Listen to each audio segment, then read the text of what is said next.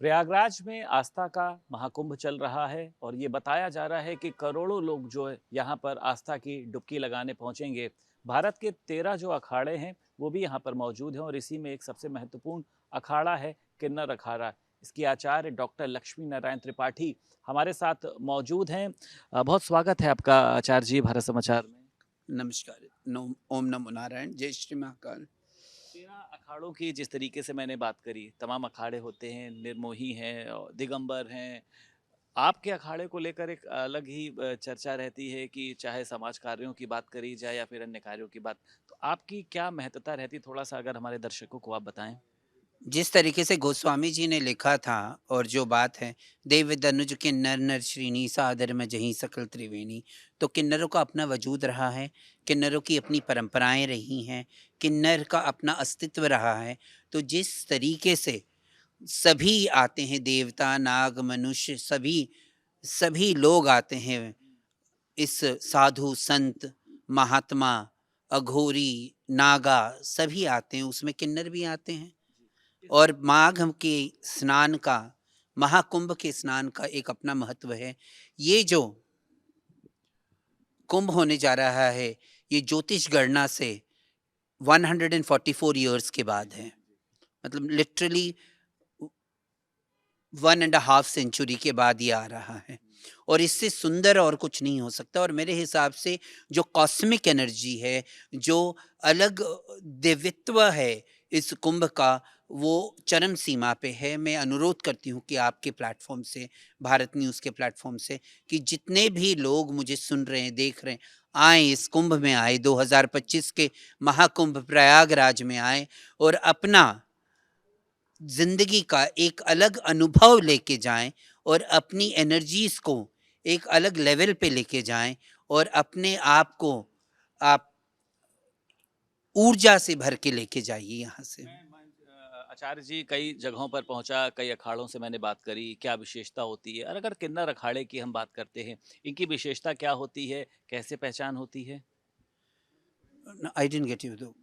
मैं ये जानना चाह रहा हूँ कि ये जो अखाड़ों की विशेषताओं के बारे में, कि आपके अखाड़े की विशेषता मतलब क्या होती है? किसको आप लोग सबसे ज़्यादा प्रेज़ेंट करते हैं समाज के आगे में? चाहे महिलाओं की सुरक्षा को लेकर हो, धर्म को लेकर हो?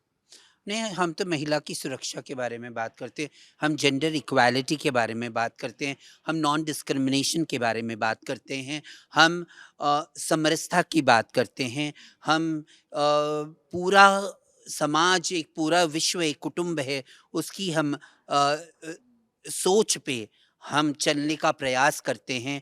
और अहम ब्रह्मास्मि, जिस तरीके से कि हर कण कण में ब्रह्मा है, तो हर मनुष्य चाहे नर नारी किन्नर या कुछ भी है, वो सब ब्रह्म के स्वरूप हैं। एक ही पिता के पुत्र बच्चे हम सभी हैं और उसी विचारधारा को लेके चलने का प्रयास किन्नर कुंभ में अखाड़ा आने करता है। वाले श्रद्धालुओं को आचार्य जी क्या किन्नर अखाड़े की तरफ से कुछ दिया भी जा रहा है? हमारा लंगर सेवा रहेगा, हमारा सारी चीज़ें रहेंगी, बहुत सारी चीज़ें हैं यहाँ जी, पे। सीएम योगी की तरफ से बड़ा प्रयास हो रहा है। पहले का जो कुंभ हुआ था 3200 क्षेत्रफल में हुआ था, हेक्टेयर में।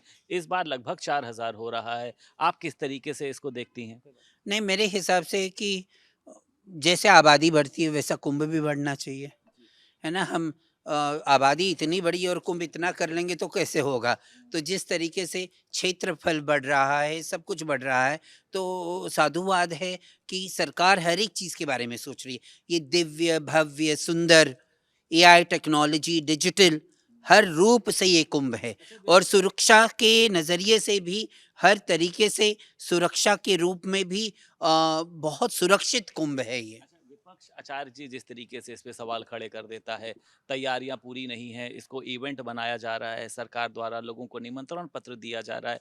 उनके ज़ उनके कार्यकाल में भी कुंभ हुआ था जी। और वो काला दिन हमें आज भी याद है कि कितने लोगों को अपने प्राण पखूरे से हाथ धोना पड़ा, कितने लोग अपने प्रियजनों से वंचित हो गए।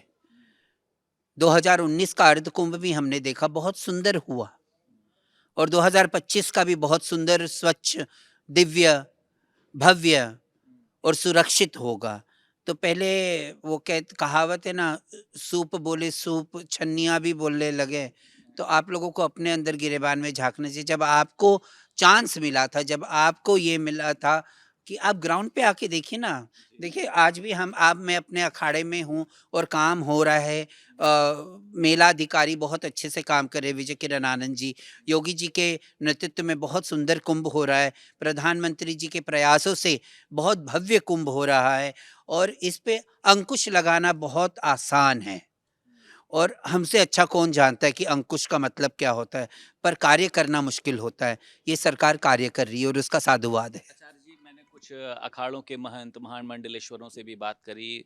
कई जगहों पर कुछ होर्डिंग लगी कि डरेंगे तो मरेंगे, हिंदू खतरे में है, सनातन खतरे में है। इस पर आपकी क्या राय है? आप तो दूर दूर जाती हैं, लोगों के बीच में रहती हैं।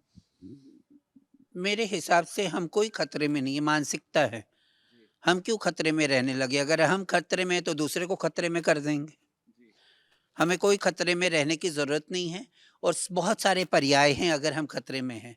हमारा इतिहास, हमारा सत्य सनातन धर्म चीख चीख के चिल्लाता है कि हम हमेशा सबको साथ में लेके चलने का प्रयास करें और अगर कोई हमें खतरा का एहसास दिलाता है तो उसको निस्ता नाबूद करने की भी हिम्मत सनातन धर्म रखते हैं। हमारे सारे देवी देवताओं के पास शस्त्र हैं, बिना शस्त्र के तो हम हैं नहीं। शास्त्र चलाना भी आता शास्त्र है। भी आता है, शस्त्र भी आता है, वक्त आएगा तो तलवार और खड़ग लेके किन्नर भी कूद पड़ेंगे। हम कहीं पीछे नहीं हटेंगे। हाँ जी, एक आखिरी सवाल आचार्य जी, आप समय भी बहुत व्यस्त है आपका।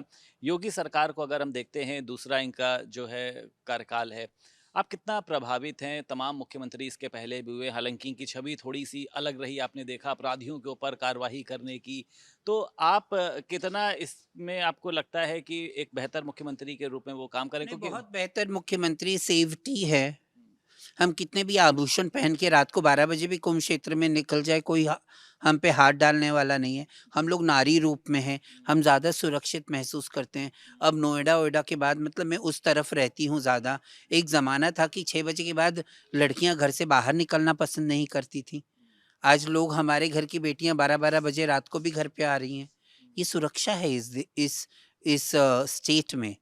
उन्होंने गुंडागर्दी खत्म करने का एक बहुत अच्छी तरीके से, और क्यों रहे गुंडागर्दी, है ना? लॉ एनफोर्समेंट में he is one of the best CM's. जो भी करते हैं, he has made it a point कि वो बहुत सुंदर करते हैं, बहुत अच्छी तरीके से करते हैं, नॉन करप्ट हैं। और क्या चाहिए? एक साधु है भाई, वो पहले से इतने पैसे में, पहले से वो, हमें गोरखपुर से ही हूँ, मेरे माता-पिता गोरखपुर के ही हैं, है ना? तो हम लोग आज से नहीं, हम बचपन से हम देखते आए हुए हैं, उस पीठ को जिस पीठ से वो हैं, तो वहाँ कोई कमी नहीं है। तो दूसरे के जैसा नहीं है कि घर भरने का है। किसके जैसा कि आप बात कर रहे हैं? किसके जैसा नहीं, सिर्फ आपको समझना जाना चाहिए, नाम लेना ज़रूरी नहीं है ना? और साधुवाद है कि हमारे सीएम बहुत अच्छे व्यक्ति हैं। अच्छा, संभल में जो हो रहा है आपने देखा होगा कि मंदिर निकलने, तो अगर अपनी चीज़ें को खोजा जा रहा है, मिल रही हैं वो किसी के अंदर से, तो विपक्ष के पेट में क्यों दर्द हो रहा है? विपक्ष क्यों कह रहा है कि मुस्लिम खतरे में है, मुस्लिम पर शक पैदा किया जा रहा है, हर एक जगह पर मंदिर को अरे ढूँढा। मुस्लिम पे शक क्यों ना करें? मतलब सबसे बड़ी बात है कि जिन्होंने हमारे मंदिरों को तोड़ा, जिन्होंने हमें खतरा होने का एहसास दिलाया, जिन आतताइयों से हमारे धर्म पे प्रहार हुआ, हमारे मंदिर तोड़े गए, अगर हम वापस माँग रहे हैं तो उसमें क्या बुरा है? हम किसी मिडल ईस्ट में जाके तो मंदिर नहीं ढूँढ रहे हैं ना। जहाँ पे कलगी भगवान का इतना बड़ा मंदिर था, उसको निस्तनाबूद करके आपने मस्जिद बना लिया। आज वो अवशेष मिल रहे तो हम कहाँ से, हम, वो तो हमारा है, जो हमारा है वो हम अपना पाके रहेंगे, जो आपका है वो आप पा लीजिए। बहुत शुक्रिया बात करने के लिए आचार्य जी। हमारे साथ किन्नर अखाड़ा की आचार्य डॉक्टर लक्ष्मी नारायण त्रिपाठी जी मौजूद थी। प्रयागराज से वीडियो जर्नलिस्ट निखिल गौड़ के साथ संदीप खेर, भारत समाचार।